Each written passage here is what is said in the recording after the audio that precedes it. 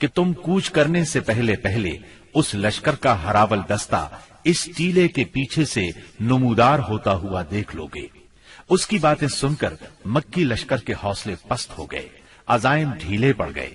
چنانچہ ابو سفیان نے ایک قافلے کے ذریعے سے یہ پیغام بھیجا، لوگ تمہارے خلاف ہیں، ان سے ڈرو۔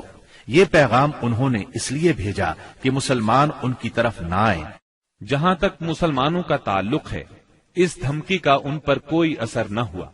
اس دھمکی نے ان کے ایمان کو اور بڑھا دیا۔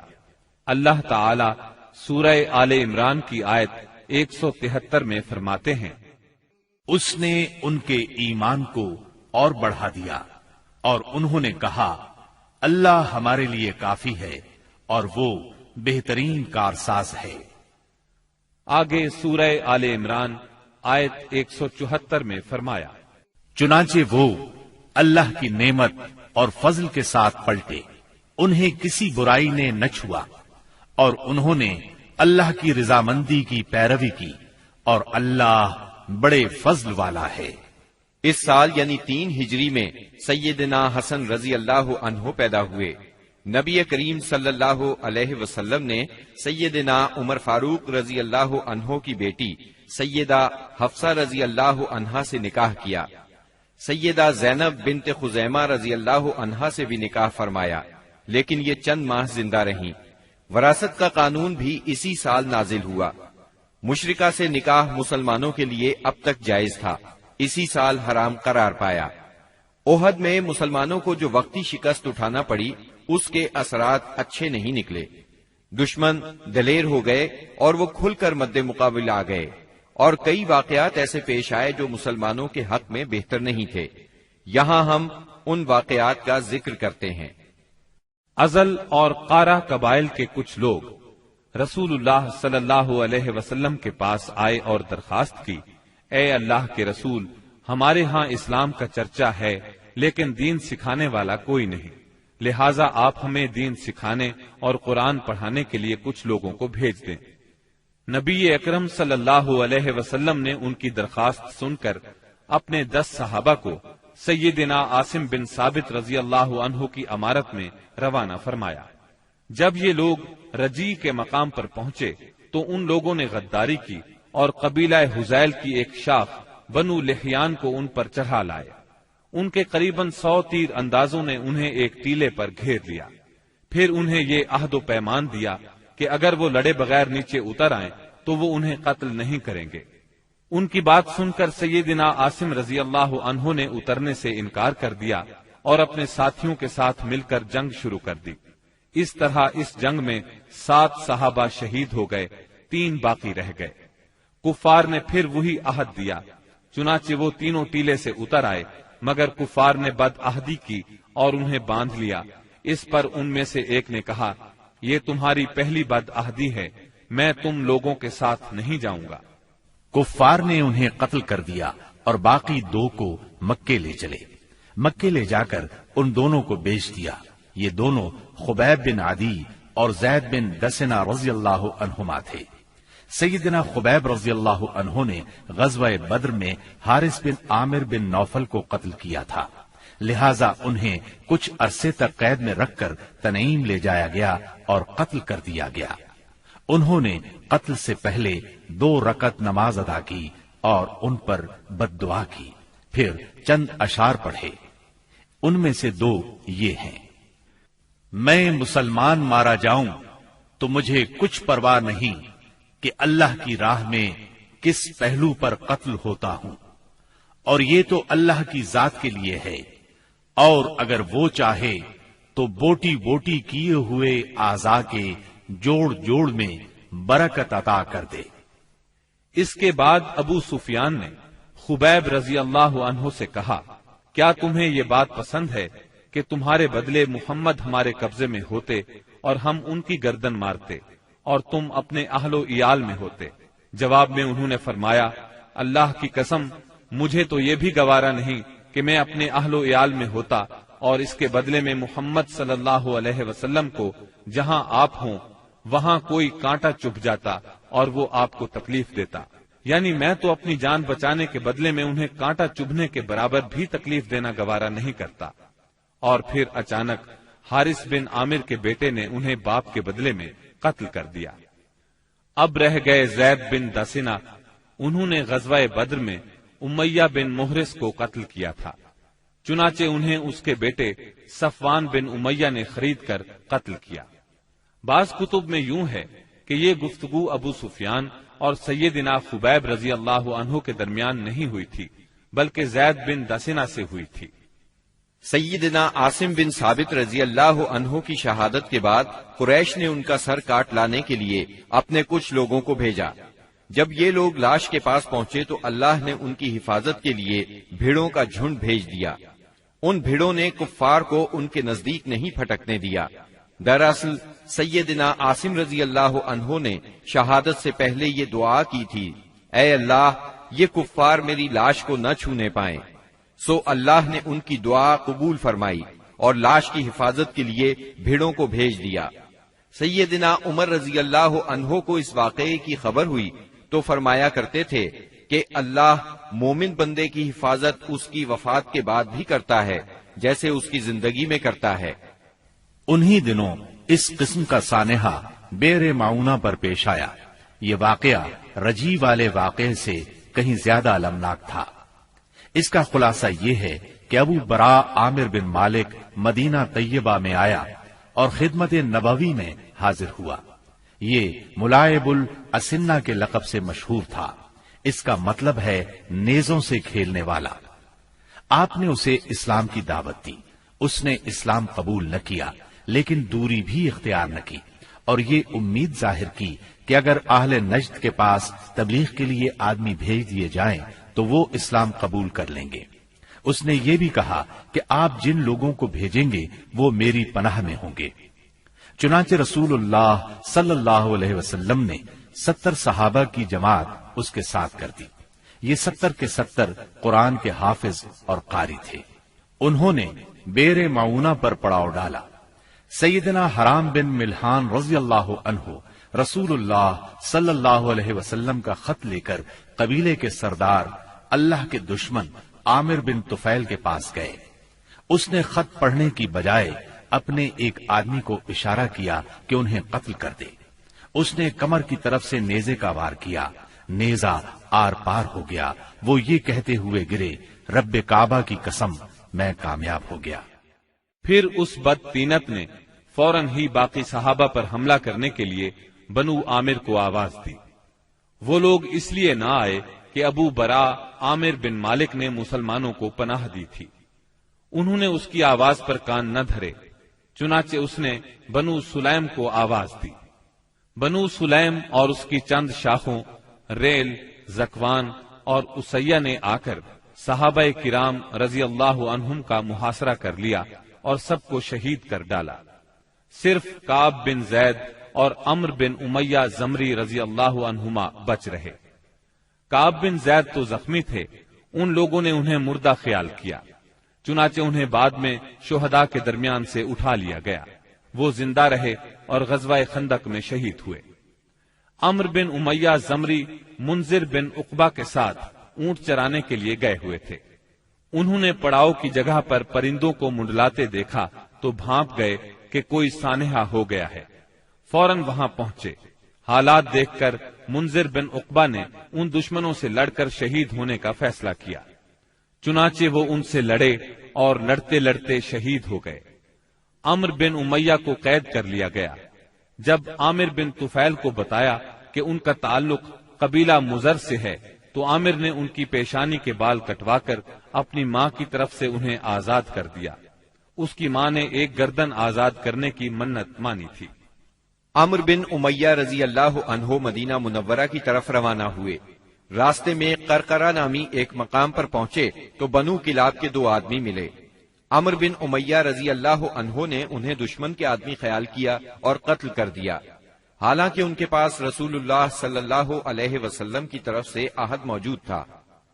چنانچہ جب یہ مدینہ منورہ پہنچے اور اس واقعے کی اطلاع دی تو رسول اللہ صلی اللہ علیہ وسلم نے فرمایا، تم نے 2 ایسے آدمیوں کو قتل کیا ہے جن کی دیت مجھے دینا ہوگی۔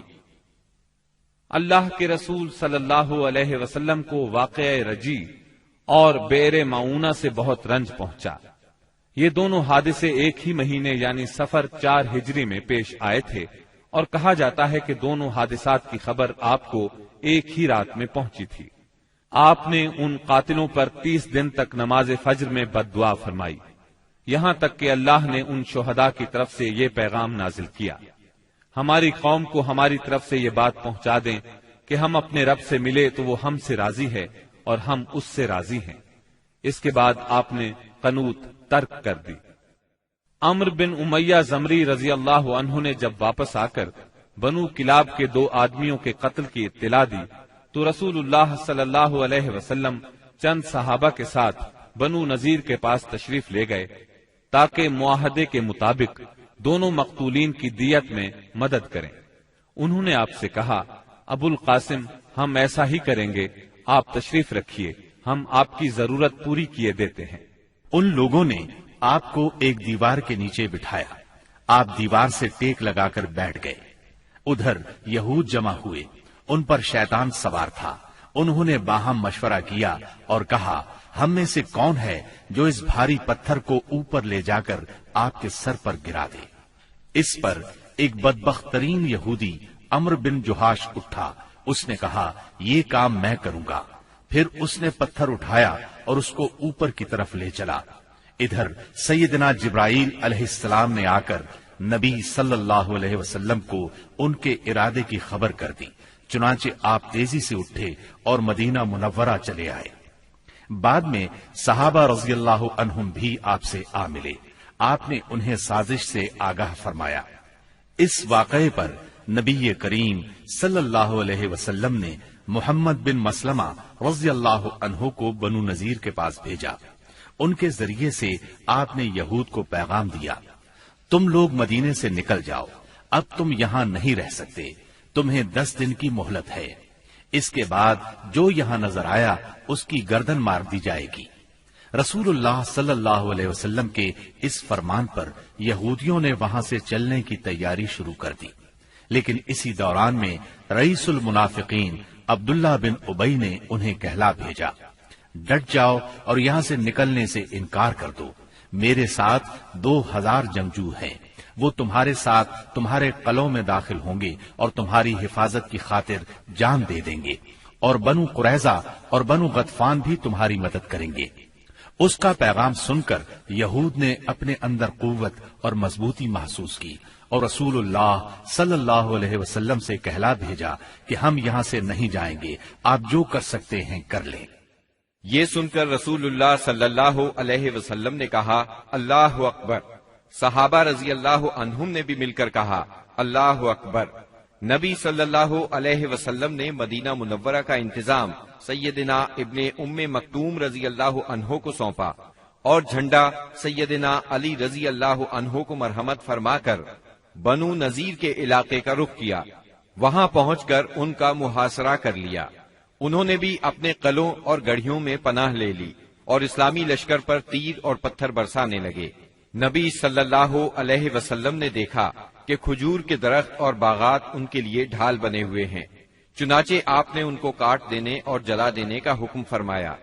اس عمل سے یہودیوں کے حوصلے ٹوٹ گئے اور اللہ نے ان کے دلوں پر مسلمانوں کا رعب طاری فرما دیا۔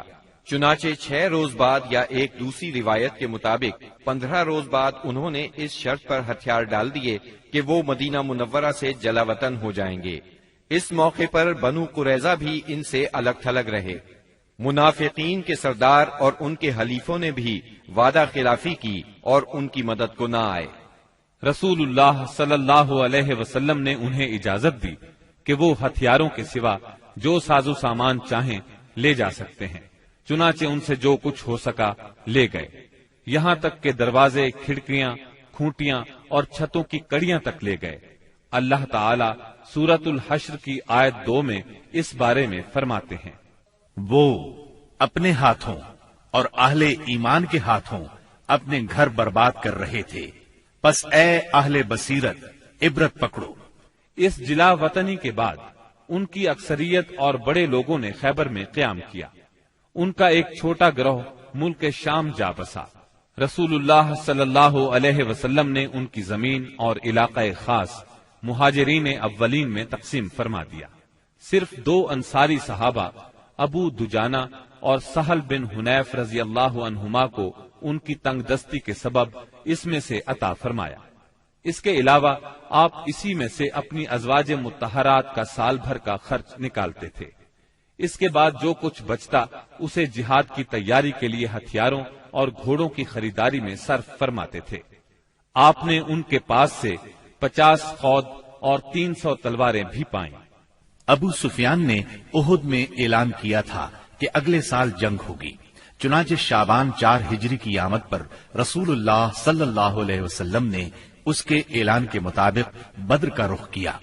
وہاں 8 دن ٹھہر کر ابو سفیان کا انتظار کرتے رہے۔ آپ کے ساتھ 1500 کا لشکر اور 10 گھوڑے تھے۔ جھنڈا سیدنا علی رضی اللہ عنہ کے ہاتھ میں تھا۔ آپ نے مدینے کا انتظام عبداللہ بن رواحہ رضی اللہ عنہ کے سپرد کیا تھا۔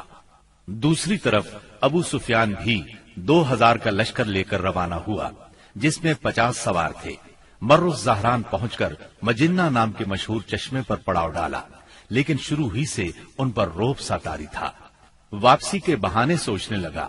بالآخر یہاں پہنچ کر اس نے اپنے ساتھیوں سے کہا، جنگ اس وقت مناسب ہوتی ہے جب شادابی ہو اور ہریالی ہو، تاکہ جانور چر سکیں اور تم بھی دودھ پی سکو۔ اس وقت خشک سالی ہے، لہٰذا میں تو واپس جا رہا ہوں، تم بھی واپس چلے چلو۔ اس پر پورا لشکر کسی مخالفت کے بغیر واپس ہو گیا۔ مسلمانوں کو جب ان کے واپس ہونے کی خبر ملی تو انہوں نے اپنا سامان تجارت فروخت کیا، خوب نفع کمایا اور اس شان سے واپس لوٹے کہ ہر دشمن پر ان کی دھاک بیٹھ چکی تھی اور ہر طرف امن و امان قائم ہو چکا تھا۔ چنانچہ 1 سال سے زیادہ عرصہ گزر گیا اور دشمنوں کو کچھ کرنے کی جرت نہ ہوئی۔ اسی وجہ سے رسول اللہ صلی اللہ علیہ وسلم کو آخری حدود تک امن پھیلانے کا موقع ملا۔ چنانچہ ربیع الاول 5 ہجری میں ڈاکوؤں کی سرکوبی کے لیے دومت الجندل تشریف لے گئے اور یوں ہر طرف امن و امان ہو گیا۔ بنو نذیر مدینہ منورہ سے نکلنے کو تو نکل گئے، مگر خیبر پہنچ کر انہوں نے اپنی سازشوں کا جال سارے ملک عرب میں پھیلا دیا۔ ان کے رئیسوں نے مکے جا کر قریش کو آمادہ کیا۔ قبیلہ غطفان کو خیبر کی آدھی پیداوار کا لالچ دے کر اپنے ساتھ ملا لیا۔ بنی اسد ان کے حلیف تھے، وہ بھی اٹھ کھڑے ہوئے۔ غرض سب مل ملا کر 10,000 کا بھاری لشکر مدینہ منورہ کی طرف روانہ ہوا۔ جب نبی اکرم صلی اللہ علیہ وسلم کو ان کی چڑھائی کی خبر ملی تو آپ نے صحابہ کرام رضی اللہ عنہم سے مشورہ کیا۔ سیدنا سلمان فارسی رضی اللہ عنہ نے مشورہ دیا کہ شہر کے 3 اطراف میں دشوار گزار پہاڑ، مکانات اور کھجوروں کے گھنے باغات ہیں جو پناہ کا کام دیتے ہیں۔ صرف شمالی سمت کھلی ہے، اگر وہاں خندق کھود دی جائے تو شہر کا حملہ روکا جا سکتا ہے۔ آپ نے یہ رائے پسند کی، لہذا آپ نے اسی جانب ہرہ شرقیہ اور غربیہ کے درمیان کا سب سے تنگ مقام منتخب کیا، جو کم و بیش 1 میل ہے۔ وہاں خندق کھود کر دونوں ہروں کو ملا دیا۔ مغرب میں یہ خندق سلا پہاڑی کے شمال سے شروع ہوتی تھی اور مشرق میں مقام شیخین کے پاس ہرہ شرقیہ کے ایک بڑھے ہوئے سرے سے جا ملتی تھی۔ آپ نے ہر 10 آدمیوں کو 40 ہاتھ خندق کھودنے کا کام سونپا اور خود بھی خندق کھودنے اور مٹی ڈھونے میں شریک ہو گئے۔ لوگ رجز پڑھتے اور آپ جواب دیتے، نیز آپ رجز پڑھتے اور لوگ جواب دیتے تھے۔ لوگوں نے خندق کھودنے میں بڑی مشقتیں برداشت کی، بالخصوص سردی اور بھوک کی شدت۔ لوگوں نے رسول اللہ صلی اللہ علیہ وسلم سے بھوک کی شکایت کی اور اپنے پیٹوں پر 1 پتھر بندھے ہوئے دکھلائے تو آپ نے انہیں اپنے پیٹ پر 2 پتھر دکھلا دیے۔ خندق کی کھدائی کے دوران بعض نشانیاں بھی دیکھنے میں آئیں۔ سیدنا جابر نے رسول اللہ صلی اللہ علیہ وسلم کی بھوک کی سختی دیکھی تو صبر نہ کر سکے، اپنی بکری کا ایک بچہ ذبح کیا اور ان کی بیوی نے 1 سا جو پیسے۔ پھر خفیہ طور پر رسول اللہ صلی اللہ علیہ وسلم کو چند صحابہ کرام سمیت دعوت دی، مگر رسول اللہ صلی اللہ علیہ وسلم سارے اہل خندق کے ساتھ، جن کی تعداد 1000 تھی، چل پڑے اور سب نے شکم سیر ہو کر کھایا۔ پھر بھی ہانڈی بھری ہوئی ابلتی رہی اور آٹے سے روٹی پکتی رہی۔ اس طرح سیدنا برا کے ساتھیوں کا ایک سخت چٹان سے سامنا ہوا۔ نبی صلی اللہ علیہ وسلم نے اتر کر بسم اللہ کہا اور کدال سے ایک ضرب لگائی تو ایک ٹکڑا کٹ گیا اور اس سے ایک روشنی نکلی۔ آپ نے فرمایا اللہ اکبر، مجھے شام کی کنجیاں دی گئیں اور اس وقت میں اس کے سرخ محل دیکھ رہا ہوں۔ اس کے بعد آپ نے دوسری ضرب لگائی اور فتح فارس کی خوشخبری سنائی، پھر تیسری ضرب لگائی اور فتح یمن کی خوشخبری سنائی اور پوری چٹان کٹ گئی۔ ادھر قریش اور ان کے پیروکار 4000 کا لشکر لے کر آئے۔ ان کے ساتھ 300 گھوڑے اور 1000 اونٹ تھے۔ ان کا سالار ابو سفیان تھا اور جھنڈا عثمان بن طلحہ نے اٹھا رکھا تھا۔ جب یہ لشکر مدینہ کے قریب پہنچا تو خندق دیکھ کر دنگ رہ گیا، چنانچہ انہیں مدینہ منورہ کے باہر پڑاؤ کرنا پڑا۔ ادھر 3000 مسلمان پوری طرح ہوشیار تھے اور خندق کی نگرانی کر رہے تھے۔ دونوں اطراف سے تیر اندازی شروع ہوئی جو کئی دن تک جاری رہی۔ ایک روز مشرکین کے شاہ سواروں کی ایک جماعت نے ایک تنگ مقام سے خندق عبور کر لی۔ ان لوگوں میں عمرو بن عبد ود، اکرمہ بن ابی جہل اور زرار بن خطاب وغیرہ شامل تھے۔ ان کے گھوڑے اندر داخل ہو کر چکر کاٹنے لگے۔ ایسے میں سیدنا علی رضی اللہ عنہ چند مسلمانوں کے ساتھ نکلے اور جس مقام سے انہوں نے خندق عبور کی تھی اس پر قبضہ کر لیا۔ اس طرح انہوں نے ان لوگوں کا واپسی کا راستہ بند کر دیا۔ اس پر عمرو بن عبد ود نے انہیں مقابلے کے لیے للکارا۔ وہ بہت بہادر اور ظالم تھا۔ سیدنا علی رضی اللہ عنہ نے کوئی بات کہہ کر اسے بھڑکا دیا۔ وہ گھوڑے سے اتر آیا۔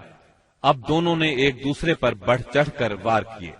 آخر سیدنا علی نے اسے ایک کاری ضرب لگائی، وہ وہیں ڈھیر ہو گیا۔ باقی مشرک بھاگ نکلنے میں کامیاب ہو گئے۔ بھاگتے وقت ان کی بدحواسی کا عالم یہ تھا کہ اکرمہ اپنا نیزہ چھوڑ گیا۔ نوفل بن عبداللہ خندق میں جا گرا، جسے مسلمانوں نے قتل کر دیا۔ اب مشرکین نے تیر اندازی شروع کر دی۔ تیروں کے ساتھ وہ پتھر بھی برسا رہے تھے۔ مسلمان عورتیں ایک قلعے میں محفوظ تھیں۔ وہ قلعہ بنو قریظہ کے پاس تھا۔ بنو قریظہ نے جب یہ دیکھا کہ مسلمان حملے کی زد میں ہیں، ادھر میدان خالی ہے، تو قلعے پر قبضے کے برے ارادے سے قلعے کی طرف بڑھے۔ ایک یہودی تو پھاٹک کے پاس پہنچ گیا۔ عورتوں نے بھی انہیں دیکھ لیا اور ان کے ارادے کو بھانپ لیا۔ سیدنا زبیر رضی اللہ عنہ کی والدہ اور نبی کریم صلی اللہ علیہ وسلم کی پھوپھی سیدہ صفیہ رضی اللہ عنہا آگے بڑھی اور اس پر حملہ کر دیا۔ آن کی آن میں وہ ڈھیر ہو گیا۔ انہوں نے اس کا سر کاٹ کر میدان میں پھینک دیا۔ اپنے ساتھی کا سر دیکھ کر بنو قریظہ کے لوگ یہ سمجھے کہ قلعے میں مسلمانوں کی فوج موجود ہے، لہذا آگے بڑھنے سے رک گئے اور واپس لوٹ گئے۔ غزوہ خندق شوال 5 ہجری میں پیش آیا تھا۔ مشرکین نے قریباً 1 ماہ تک مسلمانوں کا محاصرہ جاری رکھا۔ اس کا مطلب ہے محاصرہ شوال میں شروع ہوا اور ذیقعد میں ختم ہوا۔ ابن سعد کا بیان ہے کہ جس روز رسول اللہ صلی اللہ علیہ وسلم واپس ہوئے وہ بدھ کا روز تھا اور ذیقعد کے ختم ہونے میں صرف 7 دن باقی تھے۔ اس جنگ میں دونوں طرف کے صرف چند افراد مارے گئے، یعنی 10 مشرک اور 6 مسلمان۔ ایک تیر سعد بن معاذ رضی اللہ عنہ کو لگا، جس سے ان کے بازو کی بڑی رگ کٹ گئی۔ انہوں نے اللہ سے دعا کی کہ اگر قریش کی جنگ ابھی کچھ باقی ہے تو اس کے لیے انہیں زندہ رکھے، ورنہ اسی زخم کو ان کی موت کا سبب بنا دے۔ البتہ انہوں نے اپنی دعا میں یہ بھی کہا، یا اللہ مجھے موت نہ دے یہاں تک کہ بنو قریظہ سے میری آنکھیں ٹھنڈی ہو جائیں۔ خندق کی لڑائی دراصل جان اور مال کے نقصان کی جنگ نہیں تھی، بلکہ یہ جنگ اعصاب کی جنگ تھی۔ اس میں کوئی خون ریز معرکہ پیش نہیں آیا، لیکن پھر بھی یہ اسلامی تاریخ کی ایک فیصلہ کن جنگ تھی۔ اس جنگ کے نتیجے میں مشرکین کے حوصلے پست ہو گئے اور ان پر یہ بات واضح ہو گئی کہ وہ مسلمانوں کی اس چھوٹی سی جماعت کو جو مدینہ منورہ میں نشوونما پا رہی تھی ختم نہیں کر سکتے۔ وہ کیا، عرب کی کوئی طاقت بھی انہیں ختم نہیں کر سکتی۔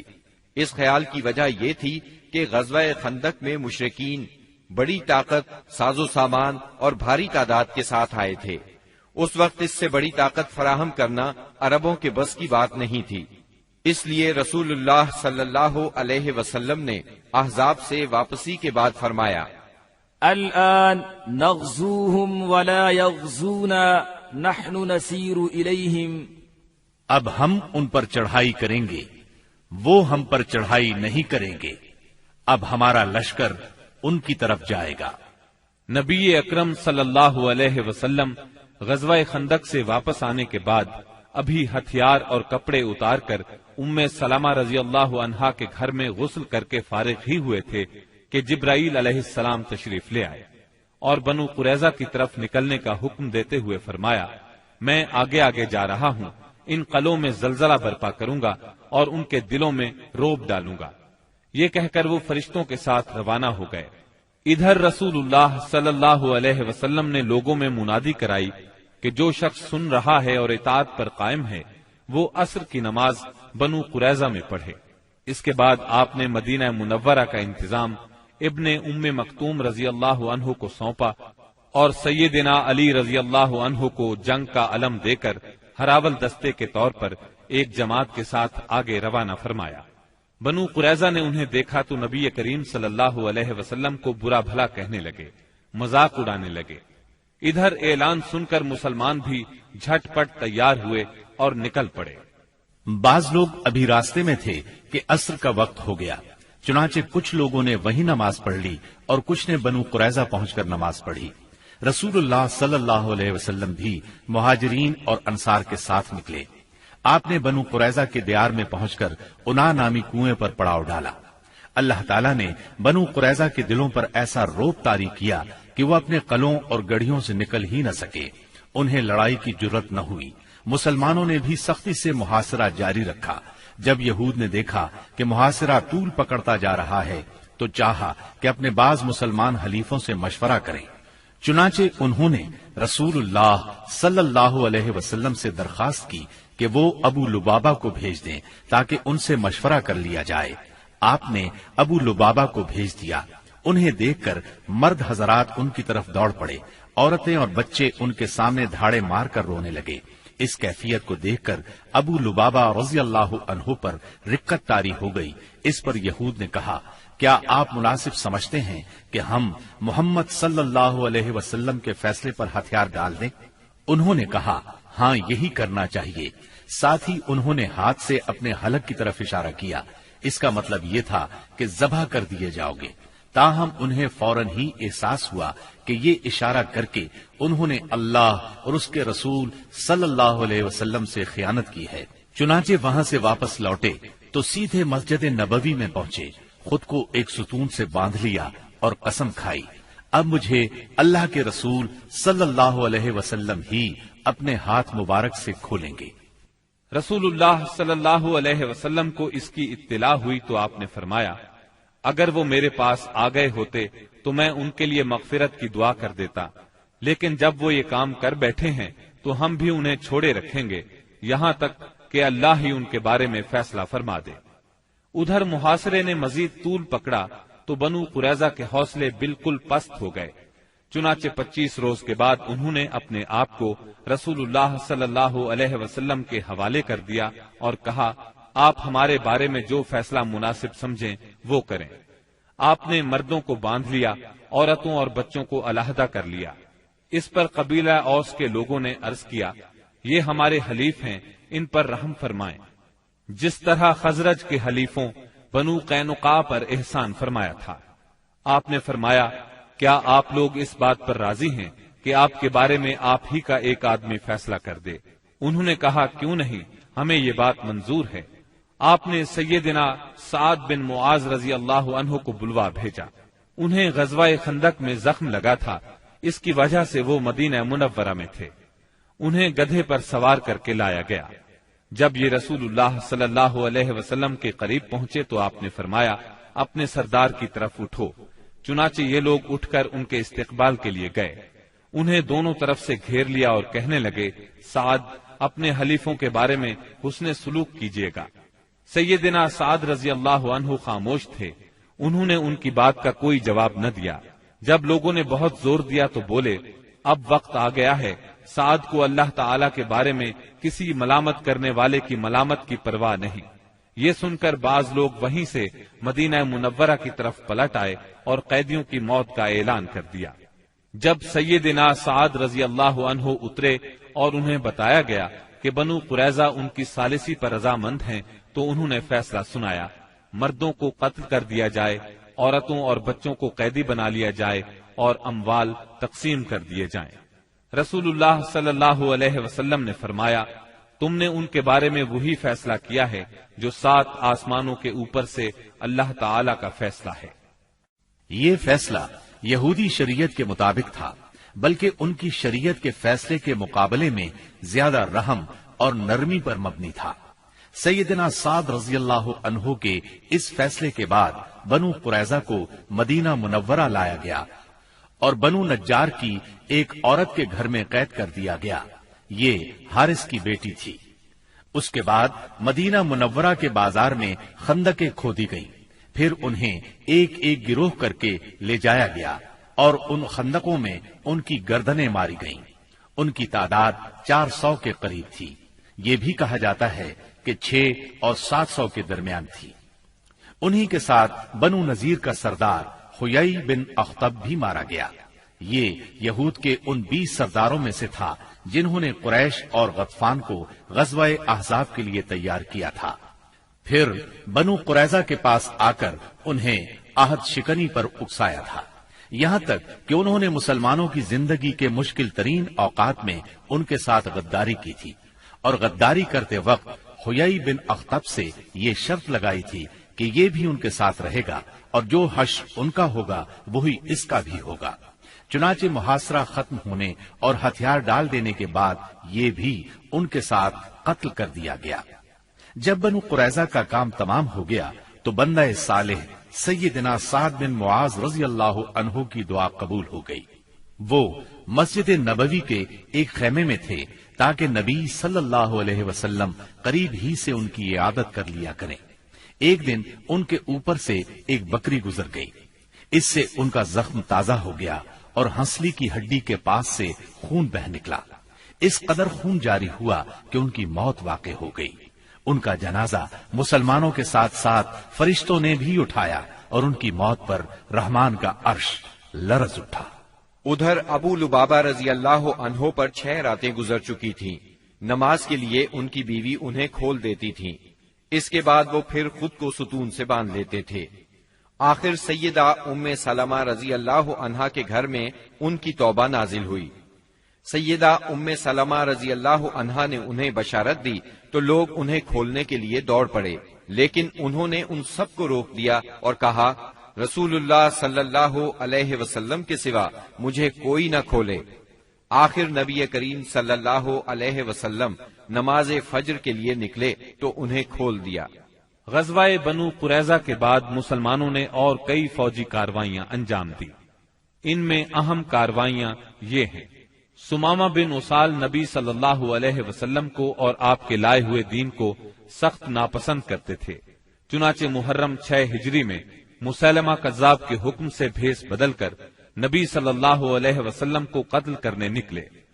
ادھر نبی صلی اللہ علیہ وسلم نے محمد بن مسلمہ رضی اللہ عنہ کو 30 سواروں کے ساتھ زریہ کے اطراف میں بھیجا تھا تاکہ بنی بکر بن کلاب کو تنبیہ کریں۔ زریہ بصرہ کے راستے میں مدینہ منورہ سے 7 رات کے فاصلے پر واقع ہے۔ ان سواروں نے واپس آتے ہوئے سمامہ بن اسال کو دیکھ لیا، انہیں ان پر شک گزرا، چنانچہ گرفتار کر کے مدینہ منورہ لے آئے اور مسجد کے ایک ستون سے باندھ دیا۔ نبی کریم صلی اللہ علیہ وسلم وہاں سے گزرے تو فرمایا، سمامہ تمہارے نزدیک کیا ہے؟ انہوں نے کہا، اے محمد، میرے نزدیک خیر ہے، اگر قتل کرو گے تو ایک خون والے کو قتل کرو گے، اگر احسان کرو گے تو ایک قدردان پر احسان کرو گے، مال چاہتے ہو تو مانگو، جو چاہو گے دیا جائے گا۔ نبی صلی اللہ علیہ وسلم ان کی بات سن کر مسکرا دیے اور انہیں ان کے حال پر چھوڑ کر آگے بڑھ گئے۔ دوسرے دن نبی کریم صلی اللہ علیہ وسلم پھر اس طرف سے گزرے تو آپ نے فرمایا، سمامہ تمہارا کیا حال ہے؟ وہ بولے، میں ٹھیک ہوں، اگر قتل کرو گے تو ایک قصاص والے کو قتل کرو گے، اگر احسان کرو گے تو ایک قدردان پر احسان کرو گے، اگر مال چاہتے ہو تو مانگو، جو چاہو گے دیا جائے گا۔ آپ ان کی بات سن کر مسکرائے اور آگے بڑھ گئے۔ تیسرے دن پھر یہی گفتگو ہوئی۔ اس روز آپ نے فرمایا سمامہ کو چھوڑ دو۔ صحابہ کرام رضی اللہ عنہم نے انہیں چھوڑ دیا۔ اس کے بعد انہوں نے غسل کیا اور مسلمان ہو گئے۔ اسلام لانے کے بعد وہ بولے، اللہ کی قسم، اسلام لانے سے پہلے روئے زمین پر کوئی چہرہ میرے نزدیک آپ کے چہرے سے زیادہ قابل نفرت نہیں تھا، لیکن اب آپ کا چہرہ میرے نزدیک روئے زمین پر سب سے زیادہ محبوب ہو گیا ہے۔ اور اللہ کی قسم، روئے زمین پر کوئی دین میرے نزدیک آپ کے دین سے زیادہ ناپسندیدہ نہیں تھا، مگر اب آپ کا دین میرے نزدیک تمام ادیان سے زیادہ پسندیدہ ہو گیا ہے۔ واپسی پر سیدنا سمامہ رضی اللہ عنہ عمرے کے لیے مکہ گئے تو قریش نے انہیں اسلام لانے پر ملامت کی۔ اس پر وہ بولے، اللہ کی قسم، تمہارے پاس یمامہ سے گندم کا ایک دانہ بھی نہیں آئے گا جب تک رسول اللہ صلی اللہ علیہ وسلم اس کی اجازت نہ دے دیں۔ چنانچہ واپسی پر انہوں نے اہل مکہ کے لیے گندم فروخت کرنے کی ممانعت کر دی، جس سے وہ مشکل میں پڑ گئے، یہاں تک کہ انہوں نے نبی صلی اللہ علیہ وسلم کو خط لکھا، اس میں اپنی قرابت کا واسطہ دیا اور درخواست کی کہ آپ سمامہ کو لکھ دیں، وہ گندم فروخت کرنے کی اجازت دے دیں۔ آپ نے سمامہ رضی اللہ عنہ کو لکھ دیا۔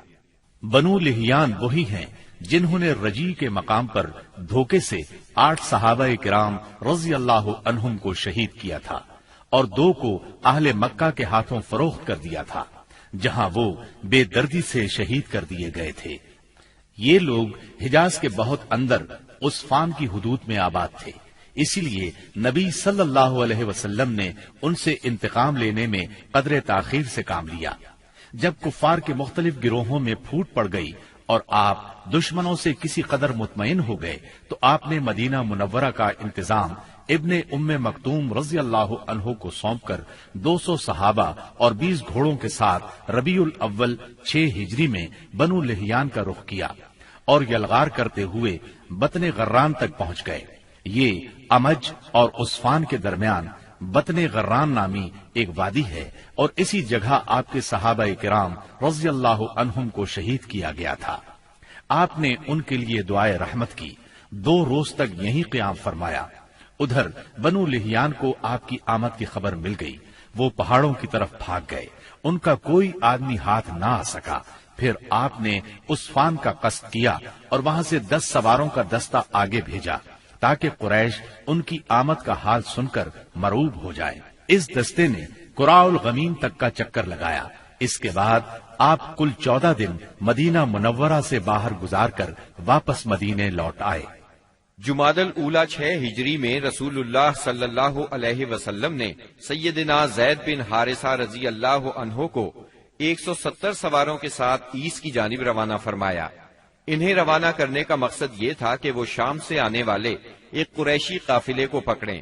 اس قافلے کے سربراہ رسول اللہ صلی اللہ علیہ وسلم کی صاحبزادی سیدہ زینب رضی اللہ عنہا کے شوہر ابو العاص بن ربی تھے۔ اس مہم میں قریش کے ایک قافلے کا مال ہاتھ آیا، لیکن ابو العاص بھاگ نکلنے میں کامیاب ہو گئے اور سیدھے مدینہ منورہ جا پہنچے۔ انہوں نے سیدہ زینب رضی اللہ عنہا کی پناہ لے لی اور ان سے کہا، رسول اللہ صلی اللہ علیہ وسلم سے کہیں آپ قافلے کا سامان واپس کر دیں۔ سیدہ زینب رضی اللہ عنہا نے سفارش کی تو نبی کریم صلی اللہ علیہ وسلم نے چھوٹی بڑی ہر چیز واپس کر دی۔ ابو العاص سارا مال لے کر مکے پہنچے، امانتیں ان کے مالکوں کے حوالے کی، پھر مسلمان ہو کر مدینہ منورہ آ گئے۔ نبی کریم صلی اللہ علیہ وسلم نے پہلے ہی نکاح کے تحت سیدہ زینب رضی اللہ عنہا کو انہیں واپس کر دیا۔ یہ واپسی 3 سال سے کچھ زیادہ عرصہ بعد ہوئی تھی۔ رسول اللہ صلی اللہ علیہ وسلم نے اس دوران میں مزید کئی سرایا بھیجے، جن کا دشمن کی سرکشی توڑنے، ان کے شر کی آگ بجھانے اور دور دراز علاقوں میں امن پھیلانے میں بڑا اثر تھا۔ پھر آپ کے پاس کچھ اس طرح کی خبریں آئیں کہ آپ غزوہ بنو المستلق کے لیے تشریف لے گئے۔ یہ غزوہ 5 ہجری یا 6 ہجری میں ہوا۔ بنو المستلق قبیلہ خزاعہ کی ایک شاخ تھی۔ قبیلہ خزاعہ کے لوگ عام طور پر رسول اللہ صلی اللہ علیہ وسلم کے خیر خواہ تھے، مگر یہ شاخ قریش کی طرفدار تھی۔ رسول اللہ صلی اللہ علیہ وسلم کو معلوم ہوا کہ یہ لوگ آپ سے لڑنے کے لیے جنگ کی تیاری کر رہے ہیں۔ آپ نے اس خبر کی تحقیق کے لیے بریدہ بن حسیب رضی اللہ عنہ کو بھیجا۔ ان سے معلوم ہوا کہ خبر درست ہے، لہذا آپ نے مدینہ منورہ کا انتظام سیدنا زید بن حارثہ رضی اللہ عنہ کو سونپا، اور یہ بھی کہا جاتا ہے کسی اور کو سونپا، اور بنو المستلق کی طرف یلغار کرتے ہوئے نکلے تاکہ بالکل اچانک ان پر ٹوٹ پڑے۔ آپ کے ساتھ 700 صحابہ کرام تھے، اور بنو المستلق اس وقت قدید کے اطراف میں ساحل کے قریب مریسی نامی ایک چشمے پر پڑاؤ ڈالے ہوئے تھے۔ آپ نے اس حال میں ان پر چھاپا مارا کہ وہ غافل تھے، بعض کو قتل کیا، عورتوں اور بچوں کو گرفتار کیا اور مال مویشی پر قبضہ کر لیا۔ اس وقت شعبان 5 ہجری کے آخری دن تھے، اور یہ بھی کہا جاتا ہے کہ 6 ہجری کے ابتدائی دن تھے۔ قیدیوں میں بنو المستلق کے رئیس حارث بن ابی زرار کی صاحبزادی جویریہ بھی تھی۔ مدینہ منورہ آ کر ان کے اسلام لانے پر نبی صلی اللہ علیہ وسلم نے انہیں آزاد کر کے ان سے شادی کر لی۔ اس پر صحابہ کرام نے بنو المستلق کے 100 گھرانے آزاد کر دیے۔ یہ پہلے ہی مسلمان ہو چکے تھے۔ صحابہ کرام نے انہیں آزاد کرتے ہوئے کہا، یہ رسول اللہ صلی اللہ علیہ وسلم کے سسرال کے لوگ ہیں۔ اس طرح ام المومنین سیدہ جویریہ رضی اللہ عنہا اپنی قوم کے لیے نہایت عظیم اور برکت والی خاتون ثابت ہوئی۔ اس غزوے سے واپسی پر جب مسلمانوں کے پاس پینے کے لیے اور وضو کے لیے پانی نہ بچا تو تیمم کا حکم نازل ہوا۔ اسی سال پردے کا حکم نازل ہوا۔ مسلمان عورتوں اور مردوں کو نگاہ نیچی رکھنے کا حکم دیا گیا۔ پردے کے متعلق احکامات سورہ نور کی آیت 30 اور 31 میں تفصیل سے موجود ہیں۔ پردے کے اس حکم سے پاکیزہ خواتین بلکہ سبھی خواتین کی عزت و عصمت کو ہمیشہ کے لیے پناہ گاہ مل گئی، اور انسانی معاشرے میں عورتوں کی عزت اور وقار کو انتہائی قابل قدر تحفظ مل گیا۔ اس طرح عورتوں کے لیے احترام میں اس قدر اضافہ ہوا کہ جو کائنات کے کسی اور نظام نے عورتوں کو عطا نہیں کیا تھا۔ خواتین کو اگر اپنا مقام، مرتبہ، حیثیت اور اہمیت معلوم کرنا ہو تو انہیں تعلیم اسلام کے راستے میں یہ سب کچھ میسر ہوگا۔ چند سال پہلے تک اسلام کے راستے میں مصائب اور مشکلات کے پہاڑ حائل تھے، لیکن اب رسول اللہ صلی اللہ علیہ وسلم کے اعجاز، اخلاق اور تدبر سے اور مسلمانوں کے اخلاص، ایثار اور کوششوں سے وہ ایک ایک کر کے دور ہو گئے۔ اب اسلام کی ترقی کی راہ میں بس 2 ہی رکاوٹیں رہ گئی تھیں، ایک مکہ کے مشرک، دوسرے خیبر کے یہودی۔ مکے کے مشرکوں سے آپ یہ چاہتے تھے کہ وہ اسلام کی تحریک کو امن و امان سے آگے بڑھنے دیں، اور جو لوگ خوشی سے اسلام کے حلقے میں آنا چاہیں انہیں یہ موقع دیا جائے۔ مکہ معظمہ میں غریب اور کمزور مسلمان عورتوں، بچوں اور بے بس مسلمان مردوں کو جو نظر بند کر رکھا ہے انہیں مدینہ منورہ آنے دیا جائے۔ مسلمانوں کو مکہ آنے جانے اور خانہ کعبہ کے طواف اور حج کی آزادی مل جائے۔ دوسری طرف رسول اللہ صلی اللہ علیہ وسلم خیبر کے یہود سے صرف یہ چاہتے تھے کہ وہ اسلام کی طاقت کو تسلیم کر لیں۔ یہ دونوں رکاوٹیں اس سال کے دوران صلح حدیبیہ اور یہود کے مکمل خاتمے سے دور ہو گئیں۔ مہاجرین کو مکہ معظمہ چھوڑے قریباً 6 سال بیت چکے تھے۔ کچھ لوگ کعبے کی زیارت کو بہت ترس رہے تھے اور کچھ اپنے رشتہ داروں سے ملنے کے لیے بے چین تھے۔ دونوں جذبے فطری تھے۔ ہجرت کے مقدس فریضے نے اس فطری جذبے کو دبا دیا تھا۔ ہجرت کے 6 سال مدینہ منورہ میں رسول اللہ صلی اللہ علیہ وسلم کو خواب دکھلایا گیا کہ آپ اور آپ کے صحابہ امن کے ساتھ مسجد حرام میں داخل ہوئے۔ آپ نے خانہ کعبہ کی کنجی لی اور صحابہ کرام سمیت بیت اللہ کا طواف اور عمرہ کیا۔ پھر کچھ لوگوں نے سروں کو منڈوایا اور کچھ نے قصر کروایا۔ آپ نے صحابہ کرام رضی اللہ عنہم کو اس خواب کی اطلاع دی اور یہ بتلایا کہ آپ عمرہ ادا فرمائیں گے، لہذا صحابہ کرام بھی سفر کے لیے تیار ہو گئے۔ آپ نے مدینہ کے گرد و پیش کی آبادیوں میں بھی روانگی کا اعلان فرما دیا۔ لیکن انہوں نے چلنے میں دیر کر دی۔ رسول اللہ صلی اللہ علیہ وسلم پیر کے روز یکم ذیقعد 6 ہجری کو 1400 مہاجرین و انصار کے ساتھ مدینہ منورہ سے روانہ ہوئے اور اپنے ساتھ قربانی کے جانور بھی لیے تاکہ لوگ جان لیں کہ آپ جنگ کے لیے نہیں عمرے کے لیے جا رہے ہیں۔ ذوالحلیفہ پہنچ کر جانوروں کو قلادے پہنائے گئے، ان کی کوہانے چیر کر نشان بنایا اور عمرے کا احرام باندھا۔ نبی صلی اللہ علیہ وسلم نے سفر جاری رکھا۔ عسفان پہنچے تو آپ کو اطلاع دی گئی کہ قریش مسلمانوں کو بیت اللہ سے روکنے اور جنگ کرنے کا تہیہ کیے بیٹھے ہیں۔ انہوں نے ذی طوا میں پڑاؤ ڈال رکھا ہے اور خالد بن ولید کو 200 سواروں کے ساتھ عسفان کے قریب قراء الغمیم بھیج دیا ہے تاکہ وہ مکہ آنے والا راستہ بند رکھیں۔ نیز اپنی مدد کے لیے حلیف قبائل کو بھی جمع کر لیا ہے۔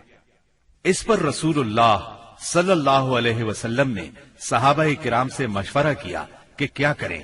یہ حلیف قبائل جو جمع ہوئے ہیں ان کے گھروں پر ہلہ بول دیں یا سیدھے بیت اللہ کا قصد کریں اور جو روکے اس سے لڑے۔ سیدنا ابو بکر صدیق رضی اللہ عنہ نے کہا، ہم عمرہ کرنے آئے ہیں، لڑنے نہیں، لہذا جو ہمارے اور بیت اللہ کے درمیان رکاوٹ بنے گا ہم اس سے لڑیں گے۔ رسول اللہ صلی اللہ علیہ وسلم نے اس رائے کو پسند فرمایا۔ ادھر خالد بن ولید نے ظہر کی نماز میں مسلمانوں کو رکوع اور سجدہ کرتے دیکھا تو کہا، یہ لوگ غافل تھے، ہم نے حملہ کیا ہوتا تو انہیں مار لیا ہوتا۔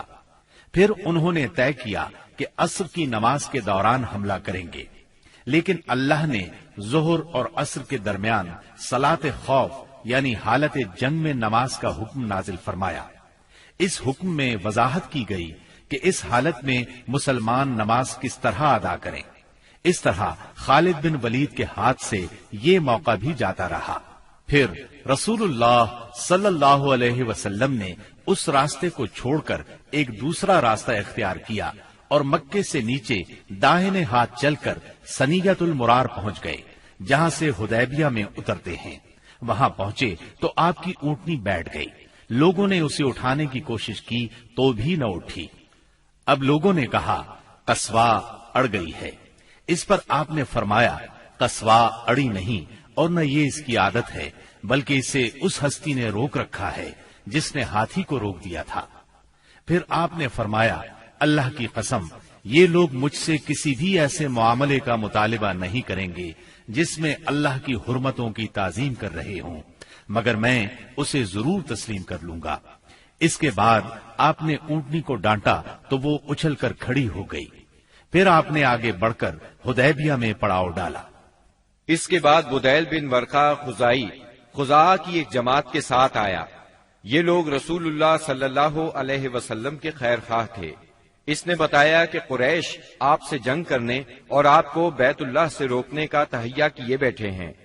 آپ نے اس سے فرمایا، ہم صرف عمرہ کرنے آئے ہیں، لڑائی کے لیے نہیں آئے، اور ہم صلح کے لیے تیار ہیں، لیکن اگر قریش نے لڑائی ہی پر اصرار کیا تو ہم اس وقت تک لڑتے رہیں گے جب تک کہ میرا سر تن سے جدا نہیں ہو جاتا یا اللہ کا حکم نافذ نہیں ہو جاتا۔ بدیل نے واپس پلٹ کر یہ بات قریش کو بتائی۔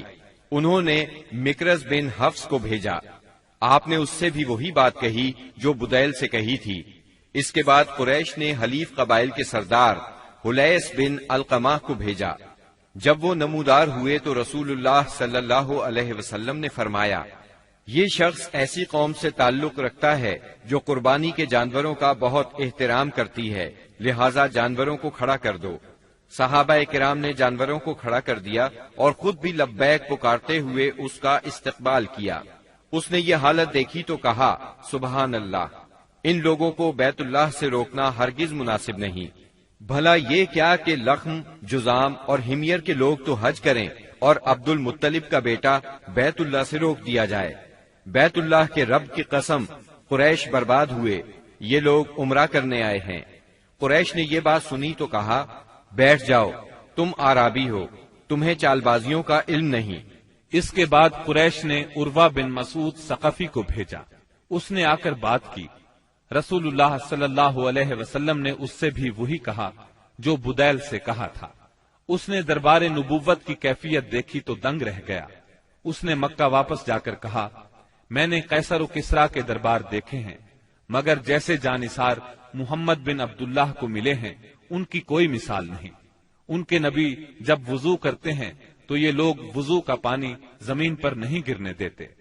اب رسول اللہ صلی اللہ علیہ وسلم نے طے کیا کہ قریش کے پاس ایک سفیر بھیجیں جو انہیں یقین دلائے کہ آپ عمرہ ہی کے لیے آئے ہیں۔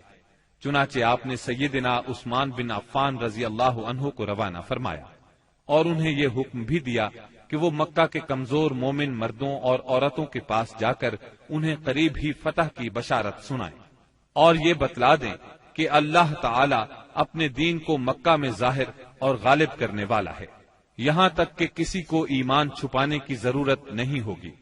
سیدنا عثمان رضی اللہ عنہ ابان بن سعید اموی کی پناہ میں مکہ معظمہ کے اندر داخل ہوئے اور پیغام پہنچایا۔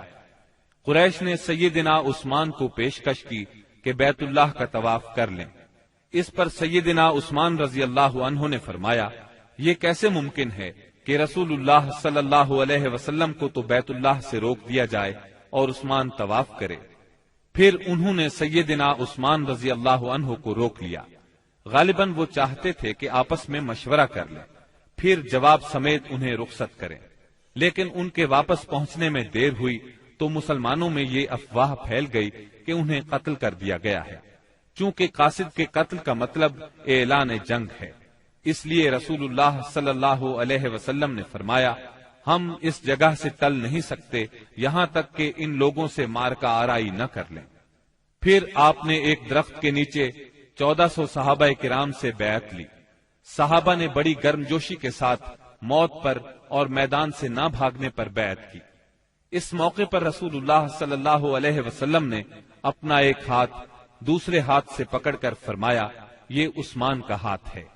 لیکن جب بیعت مکمل ہو چکی تو سیدنا عثمان رضی اللہ عنہ بھی آ گئے۔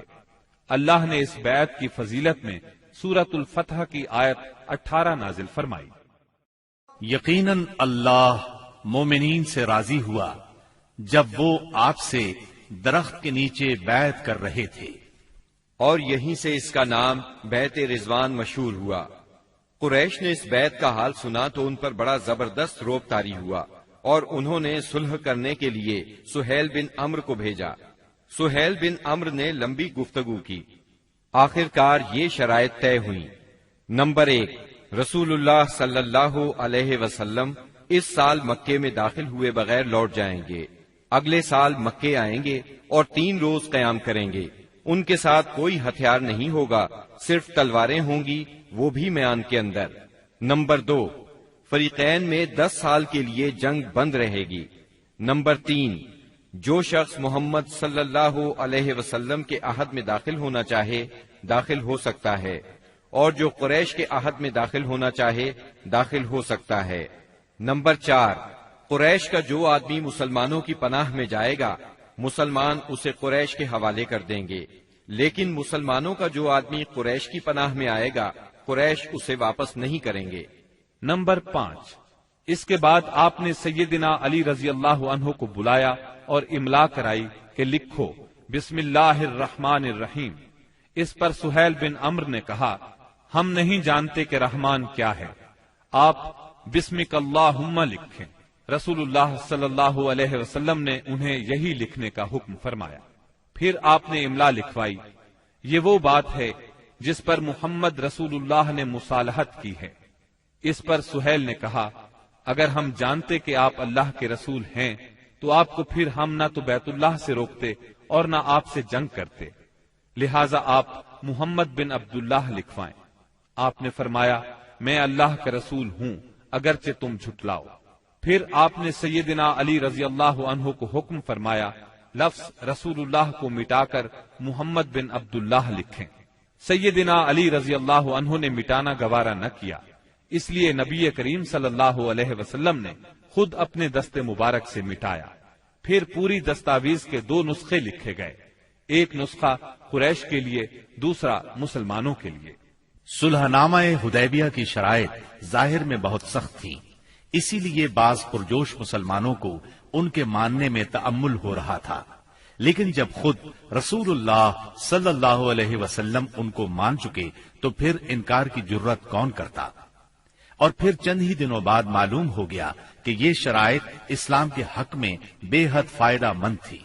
ابھی صلح نامہ لکھا جا رہا تھا کہ قریش کے نمائندے سہیل بن عمرو کے صاحبزادے ابو جندل بیڑیاں گھسیٹتے آ پہنچے۔ سہیل نے ان کی واپسی کا مطالبہ کر دیا۔ نبی کریم صلی اللہ علیہ وسلم نے فرمایا، ابھی تو تحریر مکمل بھی نہیں ہوئی۔ اس پر سہیل نے کہا، تب میں آپ سے صلح ہی نہیں کرتا۔ آپ نے فرمایا، اچھا تم اسے میری خاطر چھوڑ دو۔ اس نے کہا، یہ بھی نہیں ہو سکتا۔ پھر سہیل نے ابو جندل کو مارا۔ ابو جندل نے چیخ کر کہا، مسلمانوں، کیا میں مشرکین کی طرف واپس کیا جاؤں گا کہ وہ مجھے میرے دین سے فتنے میں ڈالیں؟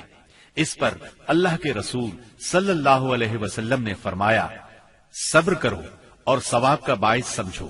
اللہ تمہارے لیے اور تمہارے علاوہ جو دوسرے کمزور مسلمان ہیں ان سب کے لیے کشادگی اور پناہ کی جگہ بنائے گا۔ ہم نے مشرکین سے صلح کر لی ہے اور ہم نے ان کو اور انہوں نے ہم کو اس پر اللہ کا عہد دے رکھا ہے، اس لیے ہم بدعہدی نہیں کر سکتے۔ اس صلح کا اثر اسلامی دعوت کی رفتار پر بہت اچھا ہوا۔ عام عرب سے ملنے اور انہیں اللہ کی دعوت دینے کا موقع مسلمانوں کے ہاتھ لگا۔ چنانچہ لوگ بکثرت اسلام میں داخل ہوئے اور صرف 2 سال میں مسلمانوں کی تعداد اتنی ہو گئی کہ 19 برسوں میں نہیں ہوئی تھی۔ اکابرین قریش جو کہ قریش کا نچوڑ تھے، یعنی عمرو بن عاص، خالد بن ولید اور عثمان بن طلحہ جیسے حضرات اپنی رغبت اور مرضی سے مسلمان ہونے کے لیے خدمت نبوی میں حاضر ہوئے، اسلام پر بیعت کی اور اس کے راستے میں جان، مال، صلاحیت، طاقت اور اپنا سب کچھ قربان کرنے کا معاہدہ کیا۔ تب آپ نے فرمایا، مکہ نے اپنے جگر گوشوں کو ہمارے حوالے کر دیا۔ محرم 7 ہجری میں رسول اللہ صلی اللہ علیہ وسلم نے خیبر کا قصد فرمایا۔ اس موقع پر ان لوگوں نے بھی اجازت مانگی جو حدیبیہ کے موقع پر پیچھے رہ گئے تھے۔ آپ نے اعلان فرمایا، میرے ساتھ وہی روانہ ہو جسے جہاد کی خواہش ہو، رہا مال غنیمت تو اس میں سے کچھ نہیں ملے گا۔ اس کے نتیجے میں آپ کے ساتھ بیت رضوان والے 1400 اصحاب ہی روانہ ہوئے۔ آپ نے مدینے کا انتظام سبا عرفتہ بن غفاری رضی اللہ عنہ کو سونپا۔ پھر خیبر جانے والے جانے پہچانے راستے پر چل پڑے۔ قریباً نصف راستہ طے کرنے کے بعد آپ نے ایک دوسرا راستہ اختیار فرمایا جو ملک شام کی جانب سے خیبر پہنچاتا تھا۔ اس سے آپ کا مقصد یہ تھا کہ یہودیوں کے لیے ملک شام کی طرف بھاگنے کا راستہ بند کر دیں۔ آپ نے سفر کی آخری رات خیبر کے پاس گزاری، مگر یہودی بے خبر رہے۔ پھر فجر کی نماز اندھیرے میں پڑھی اور سوار ہو کر خیبر کا رخ کیا۔ ادھر یہود بے خبری میں اپنے پھاوڑے اور ٹوکریاں وغیرہ لے کر اپنی زمینوں کی طرف نکلے۔ انہوں نے اچانک لشکر کو سامنے دیکھا تو چیختے ہوئے بھاگے۔ اللہ کی قسم، محمد لشکر سمیت آ گئے۔ نبی صلی اللہ علیہ وسلم نے فرمایا، اللہ اکبر، خیبر تباہ ہوا۔ جب ہم کسی قوم کے میدان میں اتر پڑتے ہیں تو ڈرائے ہوئے لوگوں کی صبح بری ہو جاتی ہے۔ خیبر مدینہ منورہ سے 171 کلومیٹر شمال میں واقع ہے۔ اس وقت اس کی آبادی 3 حصوں میں بٹی ہوئی تھی، ایک نطات، دوسرے قتیبہ اور تیسرے شق۔ نطات میں 3 قلعے تھے، حصن نائم، حصن صعب بن معاذ اور حصن قلعہ زبیر۔ شق میں 2 قلعے تھے، حصن ابی اور حصن نزار۔ اور قتیبہ میں 3 قلعے تھے، حصن قموس، حصن وتیح، حصن سلالی۔ ان کے علاوہ خیبر میں مزید قلعے اور گڑھیاں بھی تھیں، مگر وہ چھوٹی تھیں اور طاقت اور حفاظت میں ان کے ہم پلہ نہیں تھی۔ رسول اللہ صلی اللہ علیہ وسلم نے نطات کے قلعوں کے مشرق میں تیروں کی پہنچ سے دور پڑاؤ ڈالا اور حصن نائم کے محاصرے سے جنگ کا آغاز کیا۔ یہ بہت بلند، محفوظ اور مشکل چڑھائی والا قلعہ تھا اور یہود کی پہلی دفاعی لائن کی حیثیت رکھتا تھا۔ اسی میں ان کا شاہزور بہادر مرحب بھی تھا۔ یہ 1000 مردوں کے برابر مانا جاتا تھا۔ چند روز تک فریقین میں تیر اندازی ہوئی، پھر رسول اللہ صلی اللہ علیہ وسلم نے فتح کی بشارت دیتے ہوئے فرمایا، کل میں جھنڈا ایسے شخص کو دوں گا جو اللہ اور اس کے رسول صلی اللہ علیہ وسلم سے محبت رکھتا ہے اور جس سے اللہ اور اس کے رسول محبت کرتے ہیں۔ آپ کا یہ فرمان سن کر سب انصار اور مہاجرین نے اس آرزو میں رات گزاری کہ جھنڈا اسے دیا جائے۔ صبح ہوئی تو آپ نے فرمایا، علی کہاں ہیں؟ صحابہ کرام نے بتایا، ان کی آنکھ آئی ہوئی ہے۔ آپ نے انہیں بلا بھیجا، وہ لائے گئے۔ آپ نے ان کی آنکھوں میں لعاب دہن لگایا اور دعا فرمائی، وہ اسی وقت شفا یاب ہو گئے، گویا انہیں کوئی تکلیف تھی ہی نہیں۔ پھر انہیں جھنڈا دیا اور فرمایا، جنگ سے پہلے انہیں اسلام کی دعوت دو۔ ادھر یہود نے اپنی عورتیں اور بچے شق کے قلعے میں بھیج دیے تھے اور اس صبح طے کیا تھا کہ کھلے میدان میں جنگ کریں گے۔ چنانچہ جب سیدنا علی رضی اللہ عنہ ان کے پاس پہنچے تو انہیں جنگ کے لیے تیار پایا۔ آپ نے انہیں اسلام کی دعوت دی، انہوں نے صاف انکار کر دیا۔ مرحب نے فخر اور غرور سے تلوار لہرائی اور دعوت مبارزت دی، یعنی اپنے مقابلے میں کسی کو بھی آنے کے لیے للکارا۔ اس نے یہ شعر پڑھا، خیبر جانتا ہے کہ میں مرحب ہوں، ہتھیار پوش، بہادر اور تجربہ کار، جب جنگ و پیکار شعلہ زن ہو۔ اس کے مقابلے میں سیدنا عامر بن اقوا رضی اللہ عنہ نمودار ہوئے۔ وہ کہہ رہے تھے، خیبر جانتا ہے میں عامر ہوں، ہتھیار پوش، شہزور اور جنگجو۔ پھر دونوں نے ایک دوسرے پر وار کیا۔ مرحب کی تلوار سیدنا عامر کی ڈھال میں پھنس گئی۔ انہوں نے چاہا کہ اپنی تلوار اس کی پنڈلی پر ماریں، لیکن ان کی تلوار چھوٹی تھی، اس کی پنڈلی تک پہنچنے کی بجائے پلٹ کر خود ان کے گھٹنے میں آ لگی۔ بعد میں انہوں نے اسی چوٹ سے انتقال کیا۔ نبی صلی اللہ علیہ وسلم نے سیدنا عامر کے بارے میں فرمایا، ان کے لیے دگنا اجر ہے، وہ بڑے جانباز مجاہد تھے، کم ہی ان جیسا کوئی عرب روئے زمین پر چلا ہوگا۔ سیدنا عامر رضی اللہ عنہ کے زخمی ہو جانے پر سیدنا علی رضی اللہ عنہ مرحب کے مقابلے پر آئے۔ آپ یہ شعر پڑھ رہے تھے، یعنی میں وہ شخص ہوں کہ میری ماں نے میرا نام حیدر یعنی شیر رکھا ہے، جنگل کے شیر کی طرح خوفناک، میں انہیں سا کے بدلے نیزے کی ناپ پوری کروں گا۔ اس کے بعد مرحب کے سر پر تلوار کا ایسا وار کیا کہ وہ وہیں ڈھیر ہو گیا۔ اس کے بعد مرحب کے بھائی یاسر نے نکل کر مقابلے کی دعوت دی۔ اس کے مقابلے میں سیدنا زبیر بن عوام نکلے اور اسے اس کے بھائی کے پاس پہنچا دیا۔ پھر گھمسان کی لڑائی چھڑ گئی، بہت سے یہودی مارے گئے، جس سے ان کے حوصلے پست ہو گئے اور وہ اپنے مورچے چھوڑ کر بھاگ نکلے۔ مسلمانوں نے ان کا پیچھا کیا اور بزور قلعے میں داخل ہو گئے۔ یہود اس قلعے سے بھاگ کر اس کے ساتھ والے قلعے حصن الصاب میں مورچہ بند ہو گئے۔